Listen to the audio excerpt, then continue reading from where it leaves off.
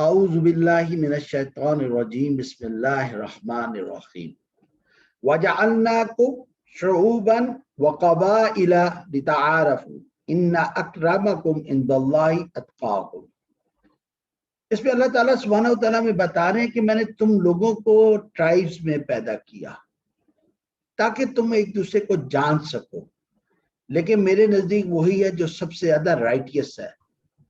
I repeat, یہاں پہ اسلام نہیں کہا، مسلمان نہیں کہا، بلکہ اللہ نے قریب اس کو کہا جو رائٹیس ہے۔ سورہ حجرات۔ پھر اللہ تعالیٰ کہتے ہیں O you who believe stand out firmly for justice. یا جسٹس کی بات ہو رہی ہے، یہاں یہ نہیں کہا کہ ہم مسلمان چاہے کوئی غلط کام کریں تو دنیا میں ہمیں ہی ترقی ملنی ہے، ہم ہی حکمران ہوں گے۔ اللہ نے ایک فرم اصول بتا دیا کہ دنیا میں جس نے کام کرنا ہے وہ جسٹس کے تھرو، وہ ایک کرائٹیریا ہے اللہ نے جو اس دنیا میں رکھ دیا۔ تو یہ بڑی ایک آئی اوپنر ہے جو ہمیں سمجھنے کی ضرورت ہے کہ ایک طرف تو یہ آ گیا کہ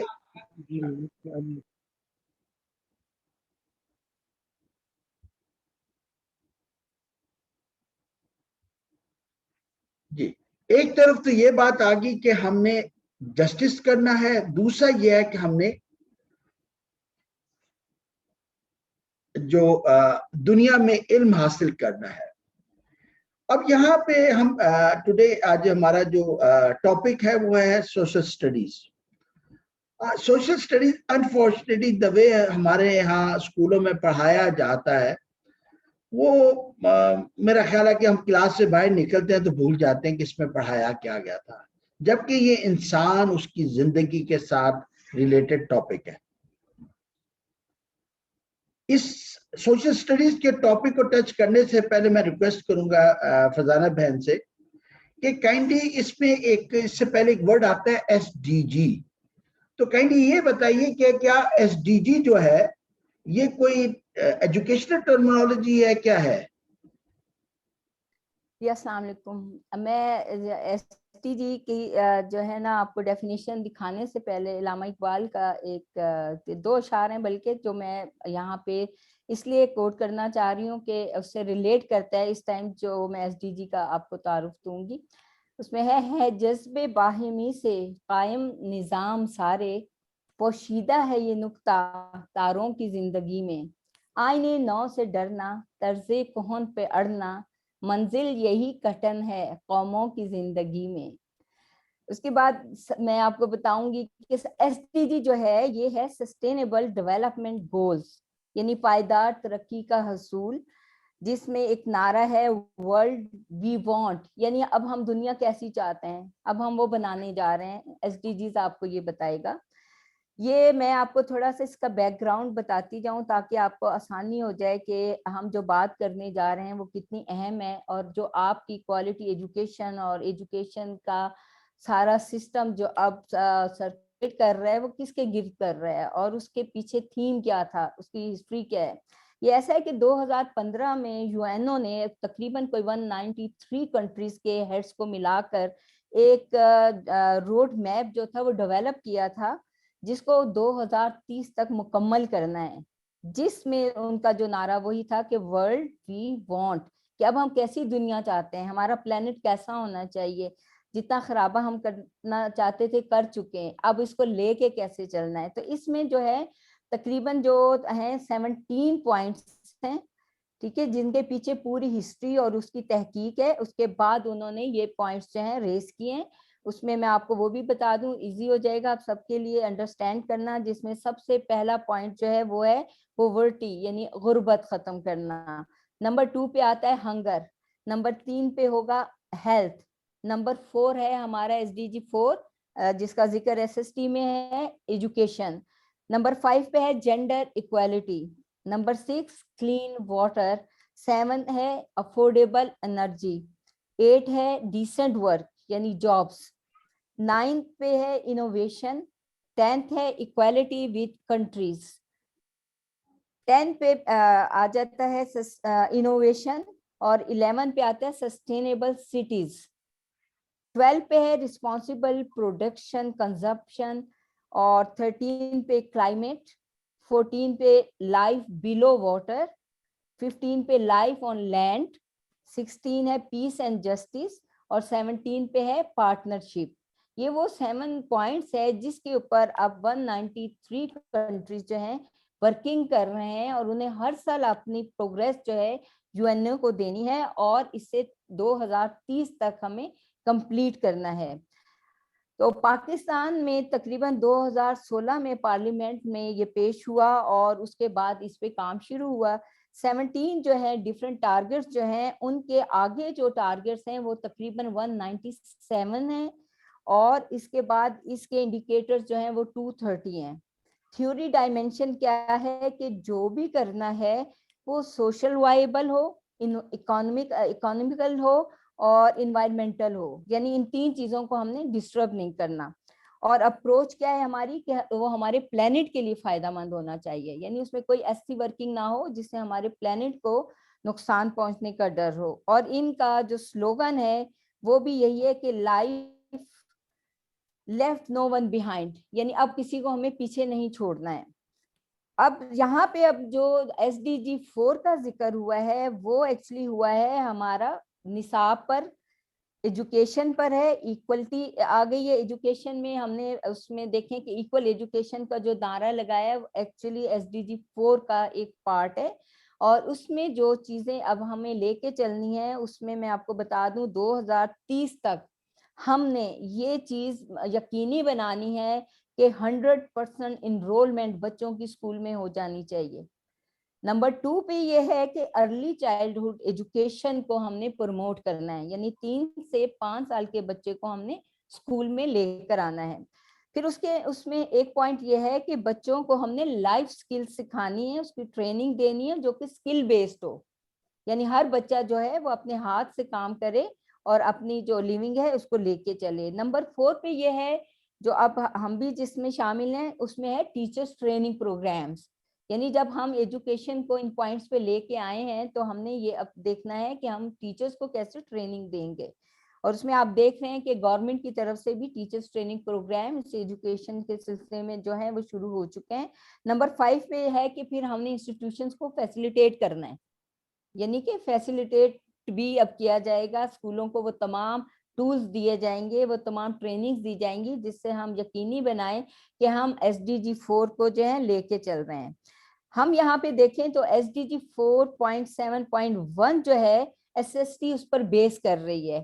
کیسے؟ اس میں ہے ایکول ایجوکیشن، نمبر 2 پہ آگے لائف سکلز، نمبر 3 پہ آگے ہیومن رائٹس، نمبر 4 پہ آتا ہے آپ کا کلچر، اور نمبر 5 پہ آ جاتا ہے گلوبل سٹیزن شپ. اور اس کی جو اپروچ ہے وہ 5 P's ہیں. 5 P's یعنی نمبر 1 پہ آتا ہے پیپل، نمبر 2 پہ آتا ہے پلانٹ، نمبر 3 پہ آتا ہے پراسپرٹی، نمبر 4 پہ پیس، اور نمبر 5 پہ آ گیا پارٹنرشپ. یعنی کہ یہ وہ تمام چیزیں ہیں جو کہ SDGs کے گرد گھومتی ہیں. اور اب اگر آپ دیکھیں تو گورنمنٹ ہماری اس پر ورکنگ کر رہی ہے، جس کا ایک پارٹ SDG 4 ایجوکیشن کا ہے، تو اس میں ہم چینجز آتی جو دیکھ رہے ہیں وہ تمام اس کا پارٹ ہیں. اور سب سے زیادہ نمایاں آپ کو اس میں جو اب ٹاپکس نظر آئیں گے وہ SST کا پارٹ ہیں. تو انشاءاللہ اسی پہ انشاءاللہ ہم بات کریں گے اب کہ کس طریقے سے سارا کچھ ہوگا اور ہم کیسے لے کے چلیں گے ان تمام چیزوں کو. جزاک اللہ فرزانہ بہن، آپ نے بہت کمپریہنسولی SST کا انٹروڈکشن ہی کرا دیا. اور اگر ہم دیکھیں تو دنیا کے جتنے بڑے ممالک ہیں جنہوں نے یہ SDGs بنائے ہیں 17، اگر دیکھا جائے سب سے زیادہ ریسورس کنزیوم کرنے والے ممالک بھی یہی ہیں، اور آج ان کو ڈر لگا ہوا کہ دنیا میں ریسورسز کم ہو رہے ہیں.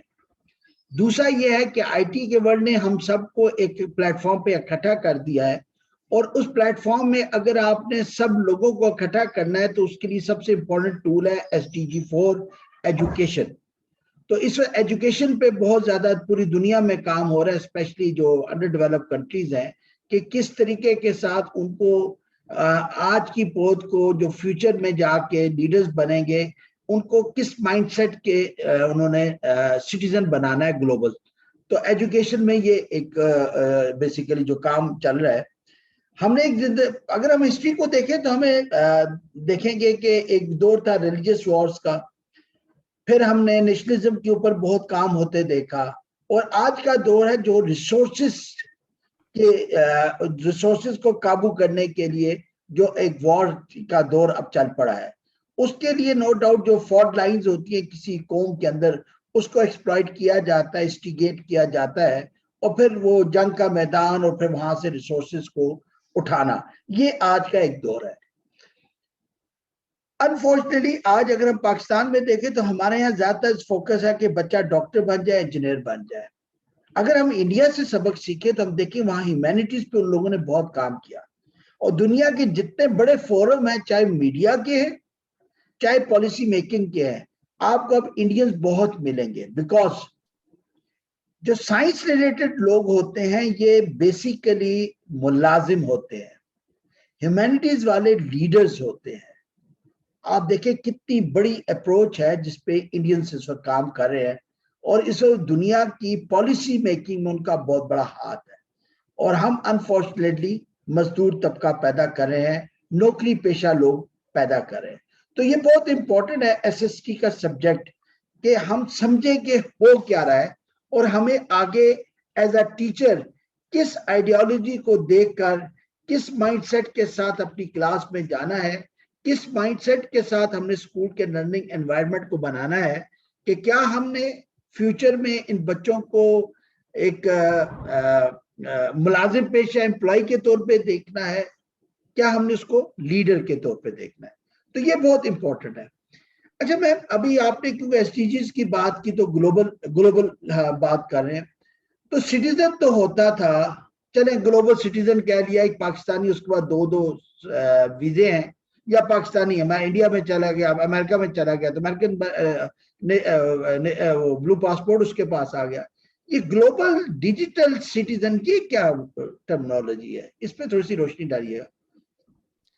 جی سر, پہلے ایک وقت تھا جب صرف اپنا ہی ملک تھا اور اپنی ہی تہذیب تھی, اپنی ثقافت, اپنا ہی رہن سہن تھا. ہماری کوشش ہوتی تھی ہم اپنے تمام صوبوں کے تمام لوگوں کو ساتھ مل کر رہیں, دیکھیں کہ ان کی ثقافت کیا ہے, ان کے تہوار کیا ہیں, ان کا رہن سہن, ان کی زبان, ان کا کھانا پینا کیا تھا.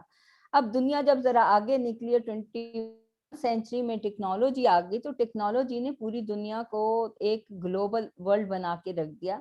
گلوبل ورلڈ یعنی یہ ہے کہ ایک کلک پر آپ کے پاس ساری دنیا موجود ہے. اب ایک کلک پہ جب آپ کرتے ہیں تو آپ کسی بھی ملک کا جو ہے تمام ڈیٹا جان لیتے ہیں کہ وہاں پہ کون لوگ رہ رہے ہیں, کس دین کے پیروکار ہیں, ان کی ثقافت کیا, ان کی ہسٹری کیا ہے. اس کو اسی لیے گلوبل ڈیجیٹل سٹیزن شپ کہا گیا ہے. اب جو دنیا ہے سمٹ کر آپ کے جو ہے نا اس میں کمپیوٹر پہ آ گئی, یا آپ کے لیپ ٹاپ پہ آ گئے, یا آپ کے موبائل میں آ کے بیٹھ گئی ہے. اور اس میں اب یہ ہم نے دیکھنا ہے کہ ہم کہاں سٹینڈ کرتے ہیں اور ہمیں اس میں چلنا کیسے ہے, اس میں ہمارے کیا رائٹس ہیں اور کیا رسپانسبلٹیز ہیں. پہلے ایک جو ہمارا رائٹ تھا, پیدائشی رائٹ جس کو ہم کہتے تھے کہ ایک حق ہے کہ ایک بندہ جو ہے آزادی سے زندہ رہے, اس وقت گلوبل سے ہٹ کے پہلے میں ایک بات کہہ رہی ہوں. اس کے بعد یہ تھا کہ اپنے دین اور مذہب پر جو بھی اس کا ہوگا اس کی آزادی ہو اس کو. پھر یہ ہے کہ اس کو تعلیم حاصل کرنے کی آزادی ہو, یعنی کہیں پہ کوئی بندش نہ ہو کہ یہ تعلیم اتنے لوگ حاصل کر سکتے ہیں اور یہ اتنے کر سکتے ہیں, وہ جو بھی حاصل کرنا چاہتے ہیں اس کے لیے آزادی ہو. پھر اس کے بعد اسے اپنا کام کرنے کی آزادی ہو, اپنا پیشہ چننے کی آزادی ہو کہ کون سی جاب لینا چاہتا ہے.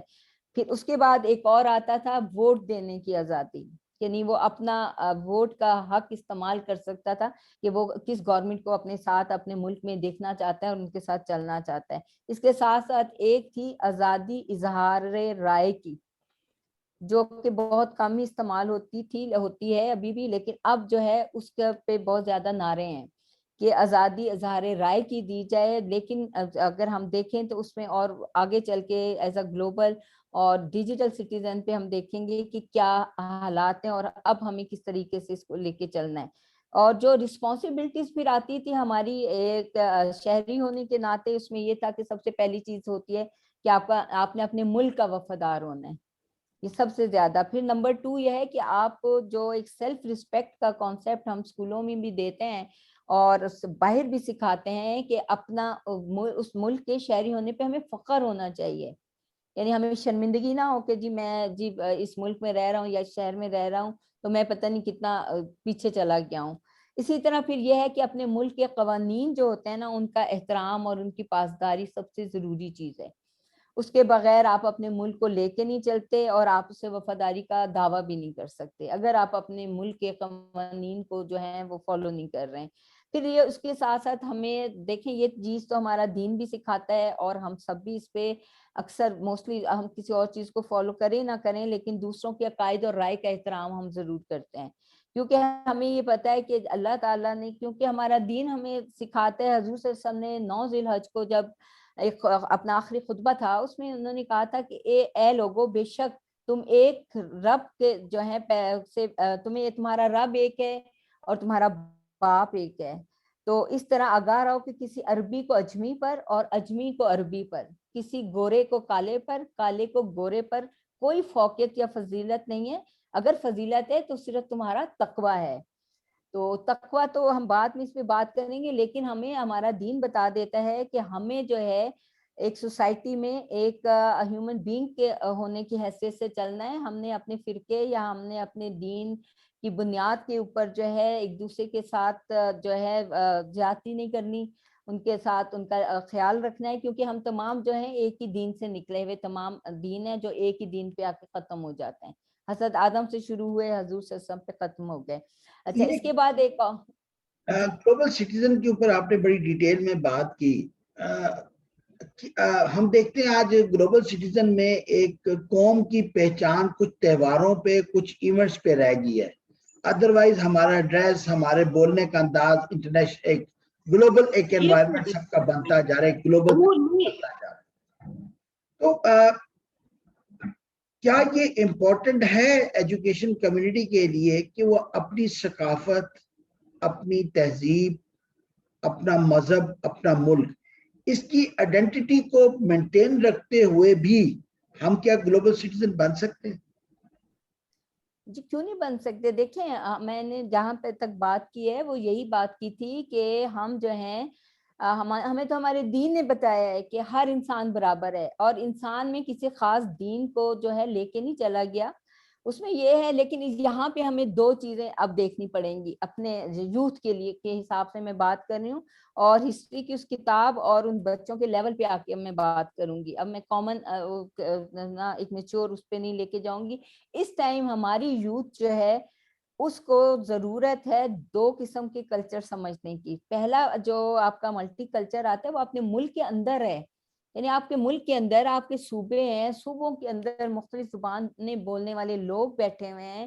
ہمیں سب سے پہلے ہمیں یہ دیکھنا ہے کہ ہمارے ملک میں کہ ثقافت کیا ہے تمام صوبوں کے, تمام زبان بولنے والوں کی, ان کے عقائد کیا ہیں, ان کے رہنے سہنے کا طریقہ کیا ہے, لباس, تہوار ان کے کیا, ان کے فوڈ کون کون سے پسند کرتے ہیں. آپ دیکھیں تو مختلف زبانیں جو ہمارے ملک میں بولی جاتی ہیں اور کلچر ہیں ان کے, اس میں کھانے بھی مختلف قسم کے ہیں اور وہ ڈیپینڈ کرتے ہیں ہمارے ایریاز پہ, یعنی جغرافیائی حالات پر کہ وہ وہاں کا موسم کیسا ہے, وہاں پہ کون سی فصلیں ہوتی ہیں, کون سے پھل ہیں, کون سی اناج ہیں, وہ ساری. اس کے ساتھ ساتھ پھر ہمارے فیسٹیولز آ جاتے ہیں. ہمیں اپنے ہم کوشش کرتے ہیں کہ ہر فیسٹیول جو ہے اس کو ہم خود بھی لے کے چلیں کیونکہ ایک ملک میں رہتے ہوئے ہم سب برابر ہیں. ہمارے لیے سب کی عزت اور احترام ہے کہ ہم تمام فیسٹیول جو ہمارے مختلف صوبوں میں منائے جاتے ہیں ہم انہیں بھی دیکھیں اور ان مقصد میں شامل بھی ہو جائیں. اسی طرح پھر ہمارے فوک سانگز آ جاتے ہیں جو بڑے خوبصورت ہیں, جس کو ہمیں جاننا چاہیے کہ ہر زبان میں کیا بات کہی جا رہی ہے, کیا روایات ہیں, کیا پیچھے سے کچھ کہانیاں چلی آ رہی ہیں. یہ تو ہو گیا ہمارا ملک کا کلچر, ملٹی کلچر جس کو ہم کہہ رہے ہیں. اب اس کے بعد جب آپ ملٹی کلچر سوسائٹی میں جا رہے ہیں, یعنی کہ اگر ہمارا ایک بچہ کہیں باہر جاتا ہے تو اب اس کے لیے ضروری ہے کہ وہ وہاں کے جانے سے پہلے اس کو یہ پتا ہو کہ وہ کہاں جا رہا ہے, وہاں کی تہذیب و ثقافت کیا کہتی ہیں, وہاں کے عقائد کیا ہیں, اور وہاں پہ کون سا لباس پہنا جاتا ہے, تہوار کیا ہیں, وہ کیسے ماحول کے رہنے کے لوگ ہیں, وہاں کی جغرافیائی حالات کیا ہیں, وہاں پہ اس کو کیا چیزیں فیس کرنی پڑیں گی, اس کو پہلے سے کیسے تیار ہونا ہے, یہ سارا. اور اس میں یعنی یہ تو ایک آپ کے پاس نالج آتا ہے, اور اس میں اگر ہم یہ کہیں کہ نہیں ہمیں وہ چیز ہمیں معلوم کرنے کی ضرورت نہیں ہے تو یہ غلط ہے. ہسٹری کی بک میں اب ہمیں یہ دیکھنا ہے کہ ملٹی کلچر سوسائٹی کیا ہے, صرف پاکستان کے یا اپنے ملک کے اندر نہیں, ملک سے باہر جو دنیا بس رہی ہے وہ کس طرح کی ہے, وہ کیسے چل رہی ہے, وہ کیسے رہ رہی ہے, وہ ترقی کیسے کر رہی ہے, وہ اپنی سورسز کو کیسے استعمال کر رہی ہے, وہ کون کون سی سروسز دے رہی ہے. تو اب یہ چیزیں بہت ضروری ہو گئی ہیں کہ ہم اپنے بچے کو یہ چیزیں سکھائیں, لیکن رٹوائیں نہیں. میں اس پہ فوکس کروں گی کہ پڑھائیں نہیں, سکھائیں, انہیں بتائیں, یعنی پیپر تک نہ رکھیں اس نالج کو, ان میں انٹرسٹ پیدا کریں, ان کو اس طرح کے کلچرل ہمارے کوئی ایگزیبیشنز کروائے جائیں جس میں ہر ملک سے, ہر ملک کی تہذیب کو, ہر ملک کے عقیدے کو پروموٹ کیا جائے, بتایا جائے کہ جب آپ پوری دنیا کے ساتھ ان ٹچ ہو جاتے ہیں اور ہو چکے ہوئے ہیں, اور آپ کا بچہ انڈیویجول بیٹھ کے پر موبائل کے اوپر کس کلچر کو دیکھ کر اپنے ذہن میں ایک خاکہ بنا رہا ہے, اس سے پہلے ہم ضرورت اس بات کی ہے کہ ہم اس کو یہ بتائیں کہ جی یہ تمام کلچرز ہیں, ان سب کو دیکھنا, ان سب کو جاننا, ان سب کی رسپیکٹ کرنا ہم سب پہ ضروری ہے. لیکن سب سے پہلے کیا ضروری ہے کہ ہم اپنے ملک کے کلچر کو دیکھیں, ہم اپنے عقیدے میں مضبوط ہو جائیں, ہمیں اپنے دین کی سمجھ ہو, ہمیں اپنے کلچر کو ساتھ لے کے چلنا ضروری ہے, ہمیں اپنے ایونٹس کا پتہ ہو. اس کے بعد آپ ساری دنیا میں پھریں, ساری دنیا کا کلچر دیکھیں, ہر جس سوسائٹی میں جائیں جیسا دیش ویسا بھیس کے مطابق ضرور کریں, لیکن آپ کے اندر کی پرسنالٹی اور کریکٹر اتنا اسٹرانگ ہو جو کوئی عقیدہ, کوئی تہوار, کوئی مذہب, کوئی ثقافت آپ کو, آپ کی پہچان کو گم نہ کر دے اس سوسائٹی سے. آپ نے بہت امپورٹنٹ باتیں کی کہ اپنی آئیڈینٹی کو مینٹین رکھتے ہوئے we have to respect other identities. اور ہم پاکستان میں اگر سب سے بڑا مسئلہ جو ملٹی کلچرل سوسائٹی کا دیکھیں وہ کراچی جیسے شہر میں ہے, جہاں بدقسمتی کے ساتھ پراپر ہم لوگ تقسیم ہے, پٹھان, سندھی, مہاجر, اس طرح کی تقسیم ہمیں وہاں ملتی ہے. اور یہی وجہ ہے وہاں, اور پرابلم یہی ہے کہ ہم نے ایک دوسرے کی آئیڈینٹی کو ایکسپٹ نہیں کیا, اس کو رسپیکٹ نہیں دی. اور آج ہم جس دور میں موجود ہیں, اس دور میں تو سب سے بڑا ایشو بھی یہ ہے کہ ہم تو اب بیسیکلی مائگریشنز ہیں رورل ٹو اربن ایریاز, پھر اربن ایریا ٹو اندر اربن ایریاز بھی ہیں جابس کی وجہ سے, بزنس کی وجہ سے. تو ہم نے تو انٹریکٹ کرنا ہے, اور ڈائیورسٹی میں ہی خوبصورتی ہے. اور جب ہمارے بچے باہر جاتے ہیں پڑھنے کے لیے, خاص طور بیکاز آج کل تو آپ دیکھیں کہ شاید ہمارے اسکولوں کے ایڈ اتنے نہیں ہوں گے جتنے باہر کے اسکولوں کالجز کے ایڈ ہمیں ملیں گے روڈ کے اوپر. تو ان بچوں نے جب وہاں جانا ہوتا ہے تو اگر ان کو اپنی آئیڈینٹی پہ فخر نہیں ہوگا تو بہت جلدی وہاں جا کر وہ انفلوئنس لے لیں گے. تو انسٹیڈ آف یہ کہ وہ پاکستان کے ایمبیسڈر بنے, بدقسمتی سے ہمارا بچہ جب واپس آتا ہے تو ان کا ایمبیسڈر بن کے آتا ہے. اور اس کی وجہ یہی ہے کہ ہمارے سوشل سٹڈیز کے جو سبجیکٹ ہیں اس کو جس طریقے کے ساتھ پڑھانا چاہیے, جس طریقے کے ساتھ بچے کو ایک لرننگ انوائرمنٹ دیا جائے جہاں اس بچے کو فخر محسوس ہونا چاہے اپنے کلچر, اپنے مذہب پر, انفارچونیٹلی وہ چیز ہم اپنے اسکولوں میں, اپنے کلاس روم میں, اپنے اسٹوڈنٹس میں پیدا نہیں کر رہے. اور یہی سب سے امپورٹنٹ چیز ہے. میم ایس ایس ٹی آگے جا کے تو تقسیم ہو جائے گی اگین ہسٹری میں اور جیوگرافی میں, لیکن یہ بتائیں کہ ہسٹری ہمارے یہاں بڑی پڑھائی جاتی ہے. تو مجھے تو یاد ہے ہسٹری کا بڑا وہ ڈرائی سبجیکٹ ہوتا تھا, کیونکہ ڈیٹے یاد کرنی ہوتی تھی, نام یاد کرنے ہوتے تھے اور لوکیشن. تو میں تو بھاگتا تھا کہ یا یہ ڈیٹے کون یاد کرے گا, یہ نام کون یاد کرے گا. تو بس وہ رٹا ہی لگاتے رہتے. تو اسکول میں پورا جو ہمارا ٹیسٹ کا سسٹم تھا وہ بھی اسی بیس پہ تھا کہ کس کی میموری اچھی ہے, کس کا رٹا اچھا ہے. تو ہمارے ہسٹری کے سبجیکٹ تو بیسیکلی پڑھایا جاتا ہے کہ you should learn from others mistake, you should learn from past. تو ہمارے ہسٹری کے سبجیکٹ میں جو ہم دیکھتے ہیں کہ لیسنز ہم ڈرا نہیں کرتے. For example with in Pakistan اگر آپ دیکھیں पाकिस्तान इंडिया से अलहदा नहीं हुआ, बल्कि इंडिया पाकिस्तान से अलहदा हो, अगर हम ये कहें तो शायद बेहतर होगा, because we were the rulers, Mughal थे, मुसलमान रूलर्स थे, लेकिन आज हमें ये बताया कि हम इंडिया से अलहदा हुए। तो और हमें इंडिया से डराया जाता है, हालांकि इंडिया को हमसे डरना चाहिए यार, ये रूलर्स वापस ना आ जाए। तो हमारी आइडियोलॉजी को बिल्कुल कन्फाइन कर दिया गया। इसी तरह बांग्लादेश बना, हमने उससे क्या सबक सीखा अनफॉर्चुनेटली। तो मुझे ये बताइए कि हिस्ट्री के सब्जेक्ट से हम लेसन क्यों नहीं ड्रॉ कर पाते? उसकी वजह पीछे यही आ जाती है कि हमने हिस्ट्री को जो है ना जस्ट उसका एग्जाम लेने के लिए जो है ना उसको रखा हुआ है कि जी हमारा एक सब्जेक्ट है, ये यानी एक सब्जेक्ट है जिसे आपने याद करना है और उसका पेपर देके पास होना है। जब आपकी अपनी इंटेंशन ये है तो आप उससे किस किस्म की तवक्को कर सकते हैं? आप कौन सा रिजल्ट मांग रहे हैं? बच्चा पढ़ता है, उसको याद करता है, पेपर दे तो देता है, वो एक अलग बात है कि उसकी पर्सनैलिटी में कोई चीज दाखिल ही नहीं हो रही। अगर हमें जब तक हम अपनी हिस्ट्री पे फख्र करना, एज अ मुस्लिम आप फख्र कर लें, अगर एज अ पाकिस्तानी नहीं करते तो आप अपनी हिस्ट्री को जरा खोल के तो देखें।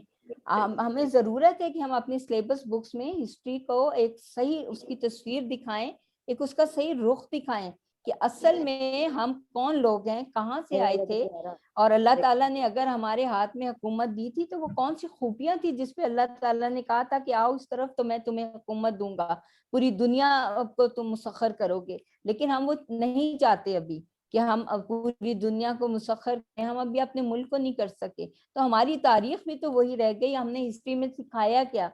मुझे याद है कि जब हम लोग तारीख पढ़ते थे उस वक्त भी इसी तरह, बड़ी बात है कि उस टाइम भी वो माशरती उलूम उर्दू में होता था, लेकिन उसके अंदर जो तारीख दिखाई गई थी, जो पर्सनैलिटीज बताई गई थी, और जिस तरीके से एक स्ट्रगल दिखाई गई थी मुसलमानों की, कि मुसलमान ऐसे नहीं तमाम दुनिया पे आ गए थे, उसके पीछे एक जिदोजहद थी, उनके मजबूत अकायद थे, पर्सनैलिटी थी, करैक्टर था उनका। हम तारीख में अब तारीख को वो दे नहीं सक रहे हैं, जिसकी वजह से यह है कि आज हमारा बच्चा किसी फिल्म का हीरो को तो पर्सनैलिटी के लिए तैयार है अपनाने के लिए, लेकिन वो किसी हमारे मुस्लिम साइंसदान की पर्सनैलिटी को, खुलफा राशिदीन के, सहाबा कराम के, और कितने हमारे हुक्मरान गुजरे हैं, टीपू सुल्तान हो गए, मोहम्मद बिन कासिम हो गया 17 साल की उम्र में, जो सिंध में आके हुकूमत कर जाता है और एक हिंदू और मुस्लिम दोनों कम्युनिटी को साथ लेके बैलेंस तौर पे चलता है। आप जाएं और सिंध में देखें उसकी बाकियात। तो वो वाले हीरो आज हम पैदा नहीं हो रहे, होंगे भी नहीं जब तक कि हम उसके लिए कोशिश नहीं करेंगे। हम बच्चे को बताएंगे नहीं कि असल में हम जो है हमारी रूट्स कहाँ थी और हमें आगे अपनी रूट्स के साथ क्यों डिस्कनेक्ट कर दिया गया। आप किसी भी पौधे को उसकी जड़ से हटाएंगे तो अब कुछ टाइम के बाद वो सूख जाएगा, खत्म हो जाएगा। रूट्स के साथ जुड़ा रहना बहुत जरूरी है अगर आप सोसाइटी में अपना आप मनवाना चाहते हैं। तो जरूरत इस चीज की है कि हम एक कट्टा पट्टा सा लेसन, मुख्तलिफ हिस्टोरिकल थोड़ी सी पर्सनैलिटीज को, उनका पैदा हुए इधर फौत हो गए और ये पढ़ा था, इतना करके छोड़ देंगे तो बच्चा कहाँ से आइडियलाइज करेगा। जरूरत इस चीज की है कि अब हम जो है बच्चे को हिस्ट्री पढ़ाना छोड़ दें, सिखाना शुरू करें, बेस्ड लर्निंग करवाएं, उन पर्सनैलिटीज को उसका गेटअप दें बच्चों को, उन्हें बताएं कि ये पर्सनैलिटी किस तरह की थी, उसने क्या रोल प्ले किया था। हमें तो आज कायदे आजम के बारे में नहीं पता, हमारा बच्चा इलामा इकबाल को नहीं पहचानता, सर सैयद को नहीं जानता, शाह वली अल्लाह के बारे में वो कुछ नहीं जानता। तो वो फिर वो आप कैसे उससे एक्सपेक्ट करते हैं कि जी हिस्ट्री पढ़ के तो वो कोई बहुत बड़ी पर्सनैलिटी बनेगा? क्यों आज कायदे आजम नहीं पैदा हो रहा है, क्यों आज इलामा इकबाल नहीं पैदा हो रहा है? इसलिए कि हम चाहते ही नहीं। हम चाहते हैं तो उनके अंदर वो चीज पैदा करते हैं ना, वो स्पिरिट पैदा करते हैं। वो स्पिरिट जो एक जमाने में एक माँ जो कि ना किसी स्कूल में गई थी ना किसी कॉलेज की या पीएचडी स्कॉलर थी, उसने क्या किया था, इन पर्सनैलिटीज को लेके चली थी ना, उन्हीं का दर्स दिया था, उन्हीं का चेहरा दिखाया था, उन्हीं का कैरेक्टर बताया था, तो वो बच्चा कहता था कि आज मुझे ये बनना है। तो आज जरूरत इसी चीज की है कि हम दोबारा सोचें इस बात पर, अपने हिस्ट्री की किताब में कुछ ऐसी चीजें डालें, उसमें कुछ एक्टिविटीज डालें, कुछ पर्सनैलिटीज को लेके चलें, अपना जोग्राफी हदूद अरबा बताएं कि हमारा अल्लाह ताला ने हमें किन नेमतों से नवाजा हुआ है, हम वहां से क्या क्या फायदे ले सकते हैं इन फ्यूचर। तो फिर कहीं जाके आप कहेंगे कि हाँ जी हम हिस्ट्री पढ़ाते हैं। अभी तो आप किताब पढ़ा रहे हैं, سلیبس بک ہے اور اس کا اس نے پیپر دینا ہے اور پاس ہونا ہے. اللہ خیر سے اللہ 33 نمبر میں آپ پاس ہیں. آج بھی لارڈ میکالے کا سسٹم چل رہا ہے کہ نوکر نے 33 نمبر لے لیے تو نوکری مل جائے گی, تو ہم تو وہیں کھڑے ہیں. میم آپ نے بہت آئی اوپننگ افسوس ہوتا ہے اپنے آپ پر کہ بیسیکلی شاید ٹیچر کی ذمہ داری ٹیچر نے نہیں سمجھی. ٹیچر نے بھی تو نہیں سمجھی نا. آپ مجھے یہ بتائیں کہ یہ بچے, میں گاؤں کے ایک اسکول میں اگر جاتی ہوں, میرے پاس جو بچیاں آتی ہیں ٹیچنگ کے لیے, تو میں ان کو نہیں قصوروار سمجھتی, اس لیے کہ ان کے ٹیچر نے ان کو جیسے پڑھایا وہ اس کو آئیڈیلائز کر کے آ کے کھڑی ہو گئی ہیں. اب آپ یہ دیکھیں کہ کس ٹائم سے ہم نے ان چیزوں کو پریس کرنا چھوڑ دیا ہے. میں آپ سے وہی کہہ رہی ہوں, ہم شاید وہ آخری جنریشن ہے جو اپنے ملک سے محبت کرتی ہے, اپنے وراثت سے, اپنی ثقافت سے محبت کرتی ہے. وہ آج بھی آئیڈیلائز کرتی ہے ان پرسنالٹیز کو جو کہ اسلام کے نام پر آئی تھی اور پاکستان کے بننے تک موجود رہی. وہ سارے ہیروز ہمیں یاد ہیں اور آج بھی ہم شاید انہی کو لے کے چل رہے ہیں. لیکن مجھے لگتا ہے کہ ہمارے ساتھ یہ سارا کچھ جو ہے وہ تمام آئیڈیالوجی ختم ہو جائے گی اگر ہم نے اب بھی اس کے لیے کوشش نہیں کی تو. بہت امپورٹنٹ بات کی. اچھا, ایک عجیب سا سروے میرے سامنے آیا, میں نے اپنے اسکول میں کیا. انفارچونیٹلی سب سے کم نمبر بچوں کے اگر بورڈ میں دیکھیں تو اسلامیات میں آتے ہیں, اردو میں آتے ہیں اور سوشل سٹڈیز میں آتے ہیں. اب یا تو یہ وجہ ہے کہ ہم ان سبجیکٹ کو امپورٹنٹ سمجھتے نہیں, ہم سمجھتے ہیں ہمیں گھر سے, جیسے ہم وہ پیدائشی مسلمان ہیں اس طرح ہم پیدائشی اسلامیات کو بھی سمجھتے ہیں, اردو کو بھی سمجھتے ہیں, SST کو بھی سمجھتے ہیں. یا یہ ایشو ہے کہ ہمارا ٹیچر اس سبجیکٹ کو اس طرح پڑھا نہیں پا رہا کہ بچے کو انٹرسٹ پیدا ہو, وہ کوئی کتابیں کھولے. آج ہماری اسکول کی لائبریریز اگر زبردستی کوئی کتاب پکڑا دی جائے تو شاید وہ پڑھ لیتا ہے, ورنہ نہیں. اس پہ آپ کیا کہتے ہیں؟ بالکل ایسا ہی ہے. ایکچولی بات وہی آ گئی نا. دیکھیں ہمارا جو اسکول کا سسٹم ہے نا, اگر ہم SDG 4 کو لے کے چلیں تو ہم اس میں بہت سی چینجز ابھی بھی لا سکتے ہیں. ہم اگر دیکھیں تو ہمارا, میں نے آپ کو جیسے بتایا کہ یہ لارڈ میکالے کا بنایا ہوا وہ سسٹم ہے جس میں انڈیا میں انہیں نوکر چاہیے تھے کیونکہ ان کے سسٹم کو چلانا تھا. انہوں نے کچھ چیزوں کو اہمیت دی جس میں سب سے زیادہ ان کی اپنی زبان تھی, اور سب سے بڑی بات میں آپ کو بتاؤں, سب سے زیادہ کام بھی انگریزوں نے اردو پہ کیا تھا اس وقت. اگر آپ ذرا ہسٹری پڑھیں اردو کی لینگویج کیسے بنی اور سید احمد خان کے ساتھ وہ کون لوگ تھے جنہوں نے ان کو پروموٹ کیا زبان کو بنانے میں, اس کی گرامر کی اور سب, وہ سارے تھے. لیکن اس کے ساتھ وہ تو اس لیے اس نے کی کہ اس کو اس خطے میں رہنا تھا. اگر وہ وہاں کے لوگوں کی زبان کو نہ سمجھ پاتے تو پھر ان کے لیے حکومت کرنا مشکل ہو جاتا. یہ ایک رول ہوتا ہے کہ جب آپ جاتے ہیں تو اس زبان کو سیکھتے ہیں. تو وہ چیزیں جو کمنٹ آ رہا ہے کہ ہماری جو ڈسکشن ہے وہ سنگل نیشنل کریکولم پہ نہیں ہے. اگر میں اس کو یہ کہوں کہ ہماری discussion exactly single national curriculum پر ہے, اگر ہمارا ٹیچر سنگل نیشنل کریکولم نہیں پڑھے گا تو اس کو نہیں پتا ہوگا کہ کس سٹینڈرڈ پہ ہم نے بچے کو لے کے جانا ہے, کس لرننگ آؤٹ کم پہ لے کے جانا ہے, اور یہ سنگل نیشنل کریکولم ہمیں کیا بتانا چاہ رہا ہے. اس پہ کمنٹ کیجئے گا, کیونکہ کافی لوگ کہہ رہے ہیں شاید ہم کوئی پولیٹیکل بات کر رہے ہیں, لیکن اگر کوئی سنگل نیشنل کریکولم کا ڈاکومنٹ پڑھے تو ایک آئی اوپنر ہے for all the teachers to change his teaching style. تو یہ کائنڈلی بتائے گا, بیکاز میں کافی دیر سے وہ چیٹس دیکھ رہا ہوں تو لوگ سمجھ رہے ہیں کہ ہم شاید پولیٹیکل ڈسکشن کر رہے ہیں اور یوزلیس بات ہے. نہیں جی, بات یہ ہے کہ میں تو بالکل بھی پولیٹیکل کی طرف نہیں ہوں, مجھے وہاں کا کچھ پتا نہیں, ایون کہ میں ایسی کوئی نیوز بھی نہیں سنتی ہوں. میں ایز ایجوکیشنسٹ بھی نہیں اپنے آپ کو کہتی, میں ایز اے ٹیچر بات کر رہی ہوں. مجھے 27 سال ہو گئے اسکولوں میں کام کرتے ہوئے, وہاں پہ رجحان دیکھتے ہوئے, اساتذہ کا, ایڈمنسٹریشن کا, بچے کی پرسنالٹیز کے ویک پوائنٹس کو دیکھتے ہوئے افسوس ہوتا ہے مجھے. اور آپ دیکھیں جو میں یہ بات کر رہی ہوں سنگل نیشنل کریکولم کا سب سے پہلا چیپٹر جو آپ کو دیا گیا ہے وہ گلوبل سٹیزن دیا گیا ہے. میں جو بات کر رہی ہوں وہ گلوبل سٹیزن ہونے کے لیے سب سے پہلے آپ کا اپنا ملک کا سٹیزن ہونا اور اس کے رولز کو جاننا, اپنی روٹس کو جاننا سب سے پہلے ضروری ہے. ہم یہ بات کر رہے ہیں کہ جی آپ ساری دنیا کو جانیں، لیکن اس سے پہلے یہ جانیں کہ آپ کون ہیں، کیا ہے، آپ کا پاسٹ کیا تھا، اور آپ کو فیوچر میں کیسا بننا ہے، آپ کو ایک کیسی نیشن لے چلنا ہے، آپ نے اپنی اس سمندر کے اندر اپنی پہچان کو قائم کیسے رکھنا ہے. اس کے لیے ہمارا ٹائم تو گزر گیا، لیکن آنے والی جنریشن، اپنی ہماری یوتھ کو یہ میسج دینا ہے کہ آپ اگر اس پارٹ بننے جا رہے ہیں اس گلوبل سٹیزن کا، تو اس سے پہلے آپ کو کتنا اسٹرانگ ہونا ہے. آپ کو اگر کوئی دیکھیں آپ کی، اگر آپ اپنی پہچان کو قائم نہ رکھ سکے تو آپ تو ختم ہو جائیں گے. آپ کو تو کوئی جانے گا بھی نہیں کہ کوئی پاکستانی تھا اور پاکستانی کلچر کیا تھا، پاکستانیوں کا بیک گراؤنڈ کیا تھا.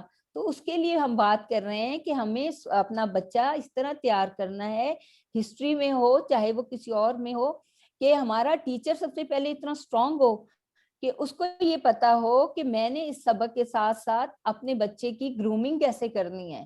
ٹیچر گرومڈ ہوگا، آٹومیٹیکلی آپ کا اسٹوڈنٹ ہوگا. ٹیچر، کیونکہ اسٹوڈنٹ ہمیشہ اس ٹیچر کو پسند کرتا ہے جو کہ اس کو اتنا کلیئر اس کے لیول پر آ کے بات کرتا ہے، جس کو وہ انڈرسٹینڈ کر سکے، جس کو وہ سمجھ سکے، وہ اسی کا لیسن پڑھتا ہے. تو بات یہی ہو رہی ہے کہ گلوبل. بہت ہاں جی، امپورٹنٹ بات چل رہی ہے. ایک بھائی نے بڑا خوبصورت کمنٹ کیا ہے، بیکاز یہ انٹریکٹیو سیشن تو ہم نے ٹیچرز کے لیے رکھا ہے کہ جی ایس این سی پر بات کریں. آپ اپنا ایس ٹی جی لے کر بیٹھ گئے. ڈو یو تھنک کہ اگر ہمارا ٹیچر کریکولم پڑھے تو جو ہم بات کر رہے ہیں یہی بات وہ اپنے اسکول میں کرے گا، اپنی کلاس میں کرے گا؟ بالکل کرے گا. آپ ذرا اس کا نکالیں، اس کو سنگل نیشنل کریں. دیکھیں یہ بہت بڑی بات ہے کہ یہ پہلی دفعہ ایسا ہوا ہے کہ ہم نے اپنا کریکولم اٹھایا ہے. ہم نے جاننا چاہا ہے کہ یہ اس میں دیا کیا گیا ہے، آخر یہ اس کے پیچھے وہ اسٹرکچر کون سا ہے بلڈنگ کا. اگر ہم اسٹرکچر کو جانیں گے تو ہمیں پتا ہوگا کہ ہم کون سی بلڈنگ بنانے جا رہے ہیں، کون سا اس کا پارٹ جو ہے وہ کتنا اسٹرانگ ہو، کتنے پلر اسٹرانگ ہو جس پہ یہ بنیاد کھڑی کی جا سکے اس بلڈنگ کی. تو آپ اس کو پڑھیں اور اس میں نیوٹرل ہو کے رہیں. دیکھیں بات ساری یہ ہے، ایز اے پاکستانی ہماری اپنی ایموشنز بھی ہیں اور ہم یہ چاہتے ہیں ہماری پہچان ہمیشہ قائم رہے، اور اس کے ساتھ ساتھ ہم پوری دنیا کو بھی جانیں، کیونکہ ہمیں جاننا ہے، ہمیں نکلنا ہے، ہمیں پوری دنیا میں گھومنا ہے. لیکن اس سے پہلے کیا ہے کہ ہمیں خود کو مضبوط کرنا ہے.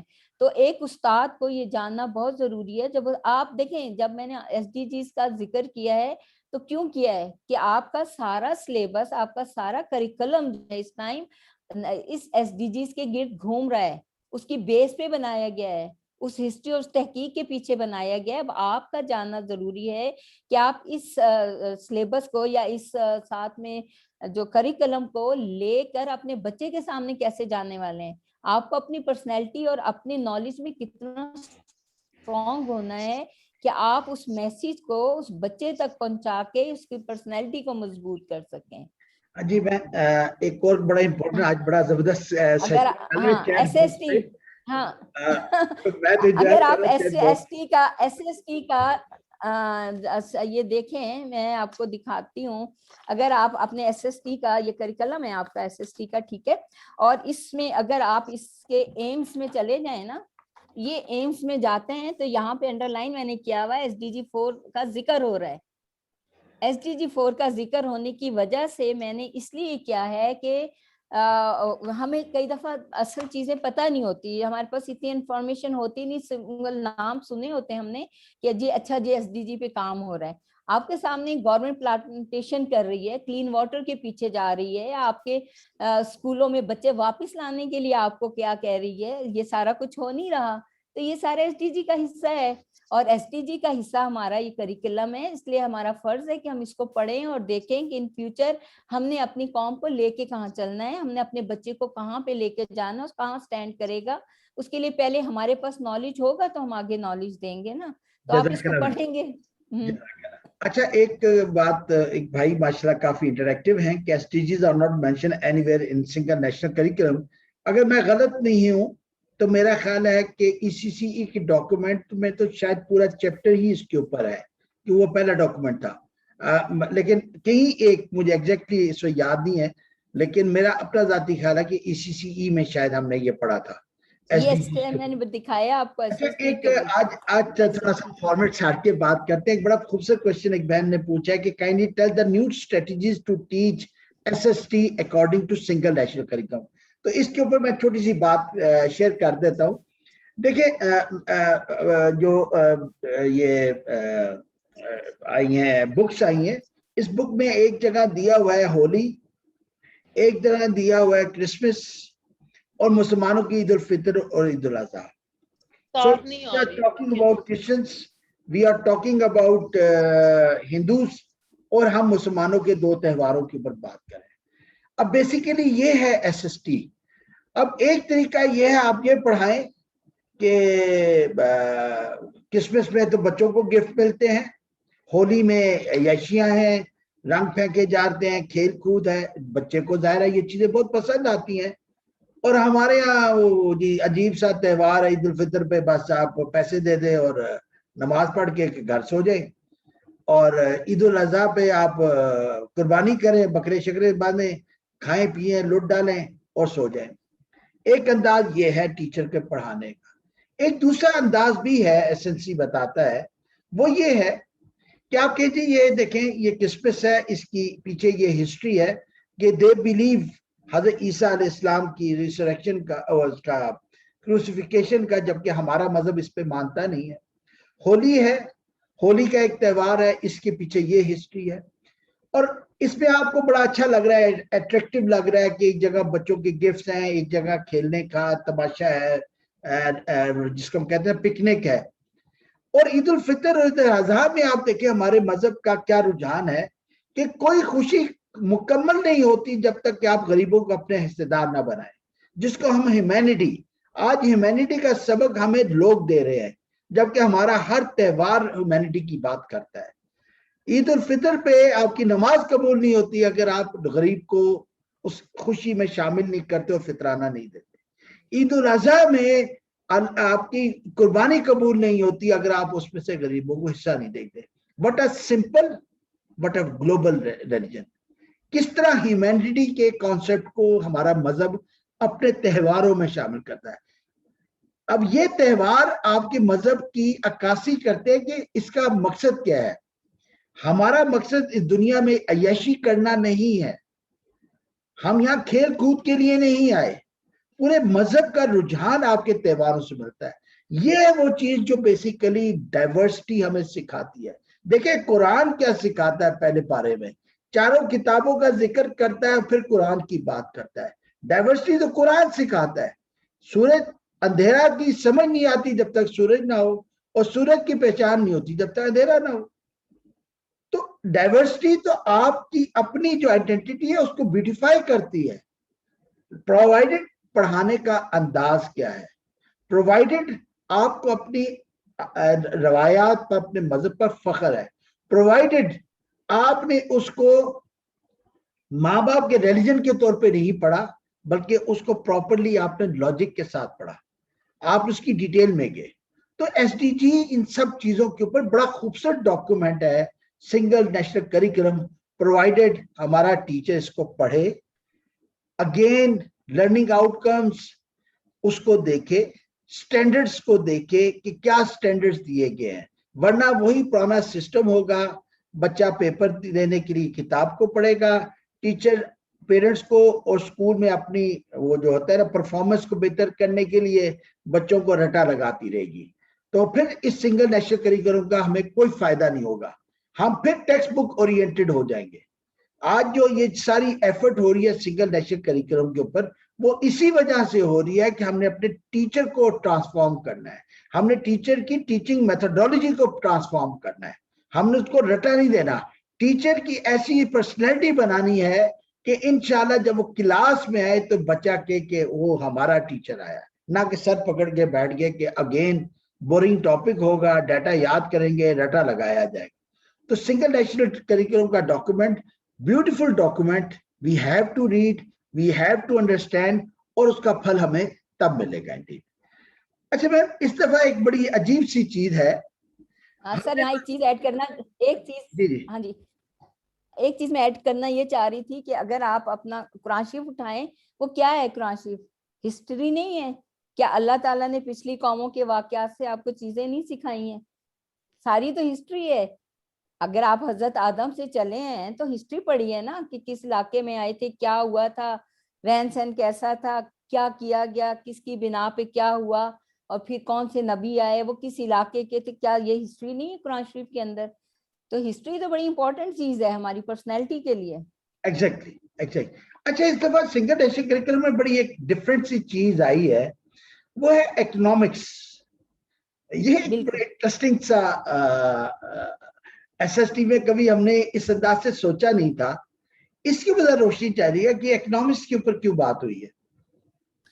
اکنامکس پہ یہ بات ہوئی سر, کسی بھی ملک کو چلانے کے لیے. اب جو میں نے پھر وہی بات کی تھی کہ جو ہمارے پاس ایک تھیم آ گیا ہے, اس کی بیس پہ جو اب ہم چلے ہیں, تو دیکھیں اپنے میں آپ کو ایک گھر سے مثال دیتی ہوں. آپ کے گھر کے بچے جو ہیں یا ہمارے جو چھوٹے بچے ہیں, اگر ہم ان کی آئے دن فرمائشیں رہتی ہیں کہ جی کسی کی چیز دیکھی مجھے بھی لینی ہے, مجھے بھی لینی ہے. اب والد جو ہیں ان کا ایک مخصوص اگر سیلری ہے, اس کے لیے وہ لیمٹس کے اندر سے نکلنا باہر مشکل ہو جاتا ہے. تو یہ اکنامکس جو ہے نا, یہ منی کے اوپر اسی طریقے کی ایک آپ کو دیا گیا ہے, آپ کو یہ بتایا گیا ہے کہ آپ کے ملک میں جو ہے وہ منی کس طریقے سے آتی ہے, کنٹری میں جو اکانومی کیسے چلتی ہے, وہاں پہ چیزیں کیسے بنتی ہیں, اور پھر اس کے بعد ہم کون سی سروسز اپنی دے رہے ہوتے ہیں, اور اس میں ٹریڈ کیا چیز ہوتی ہے. یہ چیزیں یہ بہت زبردست چیزیں. اور اگر اس کو ٹیچر پریکٹیکلی سکھانا شروع کریں نا, انٹرپرینورشپ سکھائیں اور ایویلیوشن آف منی سکھائیں. بینکس دیکھیں نا, آپ بینک ہے, آپ بچے کو بینک کا کانسیپٹ دے سکتے ہیں. اس کے لیے پہلے آپ بتاتے ہیں کہ جی بینک ہوتا کیا ہے, اس میں کون لوگ کام کرتے ہیں. اس کے بعد آپ ایک کسی بھی بینک کے مینیجر سے بات کریں, بچوں کو وہاں وزٹ کرائیں, وہاں لے جائیں, وہاں دکھائیں چیک جو ہوتا ہے وہ کیش کیسے ہوتا ہے, اور آپ اپنی پیسے جمع کیسے کرا سکتے ہیں, نکالتے کیسے ہیں. وہاں پہ جو بینک میں آپ پیسے جمع کراتے ہیں اس سے کیا ہوتا ہے, ٹھیک ہے, گھر میں ماں کے پاس جو پیسہ آتا ہے تو وہ پورا مہینہ اس کو چلانے کے لیے بجٹ بناتی ہے. بچوں کو بجٹ بنانا سکھائیں, بچوں کو لگائیں اپنے ساتھ, اور انہیں کہیں کہ چلیں جی اتنے اماؤنٹ آپ کے پاس آ رہی ہے, آپ بتائیں کہ آپ اپنے پورے گھر کو اس اماؤنٹ کے اندر کیسے لے کے چلیں. بعد پھر ہم جو دوسرا جو بجٹ ہوتا ہے وہ اسکول کا ہے, اسکول کا بنائیں کہ آپ کا یہ اسکول ہے, اس میں یہ ایکسپنسز ہیں, اب آپ بتائیں کہ آپ کے پاس اتنی ارننگ ہے, آپ اس کو کیسے لے کے چلیں گے. پھر آپ بچے کو کنڈیشن دیں. دیکھیں آگے جو وقت آ رہا ہے, آپ بچے سے کہیں کہ سپوز آپ کے پاس کچھ بھی نہیں ہے, آپ ارن کرنا ہے کچھ نہ کچھ. اب آپ کے پاس وہ کیا سورسز ہیں, آپ کی وہ کون سی سکلز ہیں جس کو آپ لے کے اب چلیں گے. اور آپ ہمیں کوئی ایک آئیڈل بتائیں سچویشن کہ آپ کے پاس کچھ نہیں ہے, آپ ایک ایسی جگہ پہ ہو جہاں پہ سوائے آپ کے پاس سکلز کے ایک پینی بھی نہیں ہے, وہاں آپ ارن کیسے کرو گے. جزاک اللہ بہن, سچویشن دیں, بہت اس کو خوبصورت سوچنا آپ نے سکھائیں. اکنامکس کے فیکٹر کو ڈالا. اور ہمارے مذہب کے اگر عقائد کو دیکھیں تو ایس ایس ٹی ہی کے اگر ہم باب دیکھیں تو سمجھ آتی ہے کہ اس کائنات کا ایک رولر ہے تو کلمہ آ گیا, کلمہ شہادت, اخوت, مساوات, نماز, یونیورسل ریلیجن ہے تو حج, ہیومینٹی کی بات آتی ہے تو روزہ. آپ دیکھیں کتنا خوبصورت ایس ایس سی کے آسپیکٹس ہمارے عقائد میں شامل کیے ہیں. اچھا میم ایک چیز بتائیے, اکنامکس میں سپلائی اینڈ رول کا ایک ذکر ہوتا ہے, اور ایس ایس ٹی کے سنگل نیشنل کریکولم میں بھی یہ چیز شامل ہے. یہ ہم بچوں کو کیسے سکھا سکیں گے؟ دیکھیں سپلائی اور ڈیمانڈ جو ہے نا, یہ بہت امپورٹنٹ چیز ہے. ہمیں یہ بچے کو سکھانے کے لیے جو ہم بات کرتے ہیں نا ایک بار بار کہ جی کریئر کاؤنسلنگ نہیں ہو رہی, کریئر کاؤنسلنگ نہیں ہو رہی ہے, اس کے پیچھے یہ سپلائی اور ڈیمانڈ چل رہی ہے. اب ہم ایک پروفیشن کا ذکر کرتے ہیں, ہماری پوری جنریشن اس ڈگری کے پیچھے بھاگتی ہے, اور جب تک وہ وہاں سے نکلتی ہے پتہ چلتا ہے جی ڈیمانڈ ہی ختم ہو گئی ہے. اب سپلائی کس چیز کی ہوگی؟ سارے بچے ڈگری لے کے پوچھتے پھرتے ہیں ایک دوسرے سے کہ اب کیا ہوگا, ہمارے پاس اب تو جابس نہیں ہیں.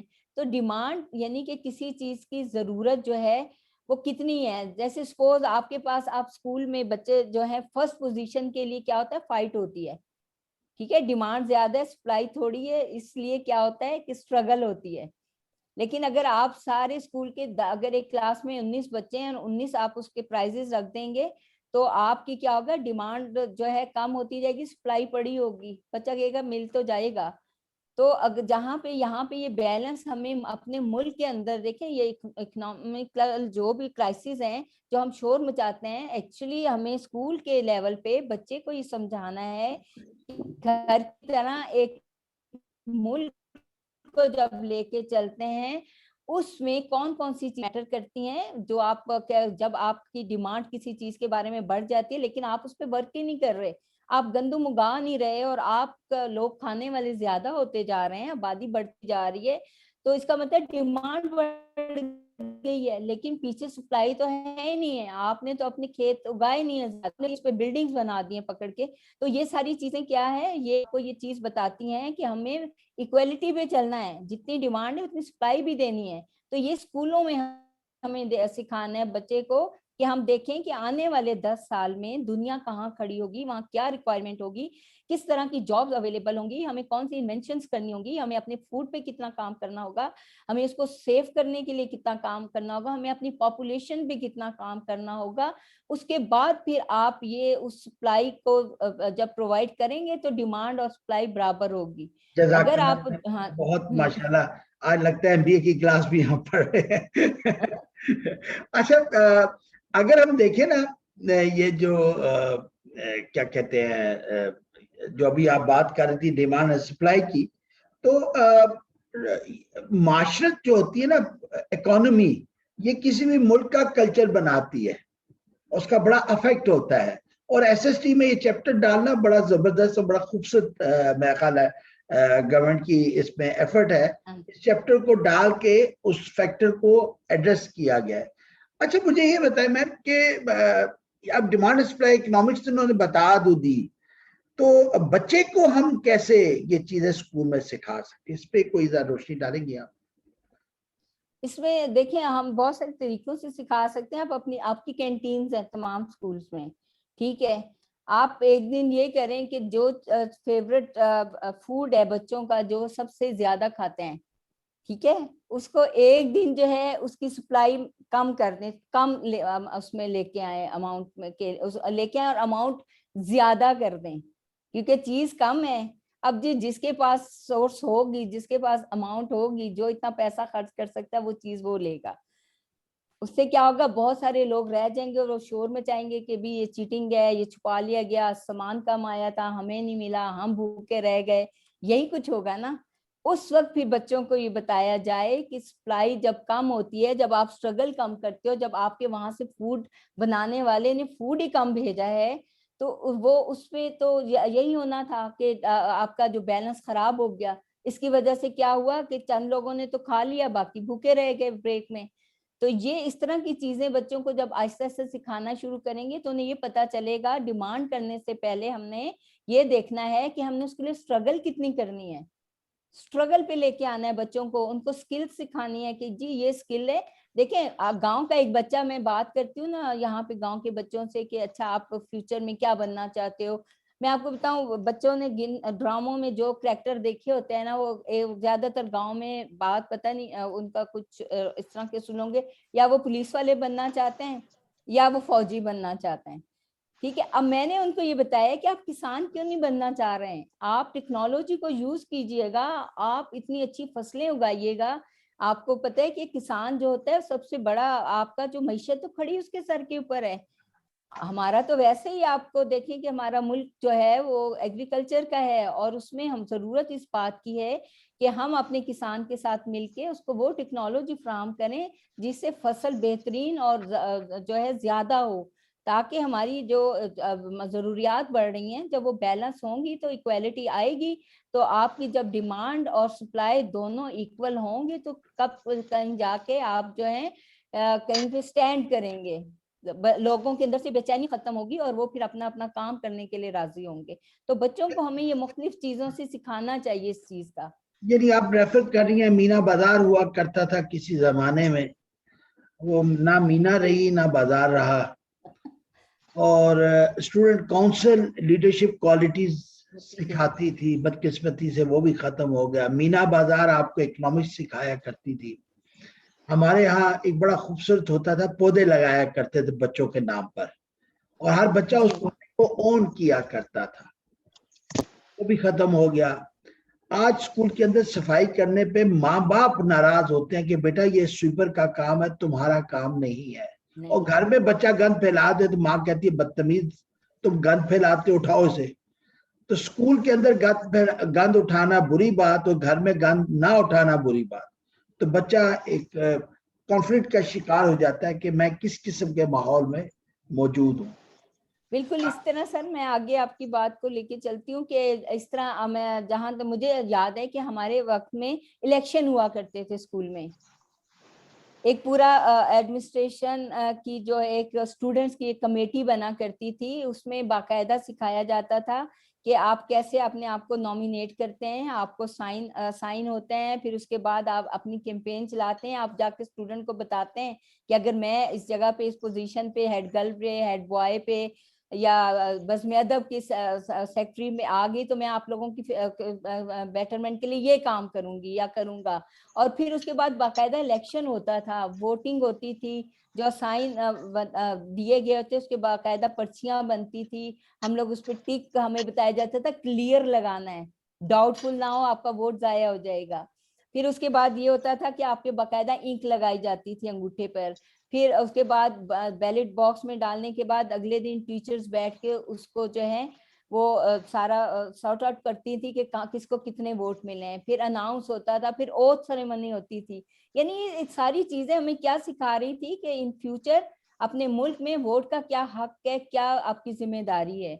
تو یہ سب چیزیں اب نہیں ہو رہی ہیں، ان کو لے کے آئیں گے تو پاکستان کا مستقبل آپ کو کچھ اسٹرانگ ہاتھوں میں نظر آئے گا۔ پھر جزاک اللہ میم فرزانہ نعیم، ماشاءاللہ آپ کی کنٹریبیوشن سوشل ویلفیئر کے لحاظ سے پاکستان سویٹ ہوم میں بھی ماشاءاللہ آپ نے بہت کنٹریبیوٹ کیا۔